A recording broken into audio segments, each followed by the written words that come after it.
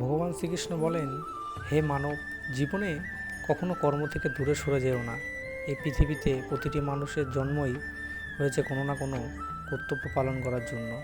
তুমি হয়তো ভাবো, আমি এত চেষ্টা করছি তবু ফল পাচ্ছি না, কিন্তু মনে রেখো, সত্যিকারের কর্ম করলে বৃথা যায় না। আজ না হোক কাল তোমার প্রতিটি ভালো কাজ তোমার জীবনে আশীর্বাদ হয়ে ফিরে আসবে। অনেক সময় পথ কঠিন হয়ে যায়, মানুষ তোমাকে বুঝতে পারবে না, পরিশ্রমের ফল দেরিতে আসে। সেই সময় হতাশ হও না, কারণ অন্ধকার রাতের পরেই সূর্য ওঠে। তুমি শুধু তোমার কর্মে মন দাও, ফল নিয়ে অতিরিক্ত চিন্তা করো না। যে মানুষ নিঃস্বার্থভাবে নিজের কর্তব্য পালন করে, তার জীবন ধীরে ধীরে আলোর পথে এগিয়ে যায়।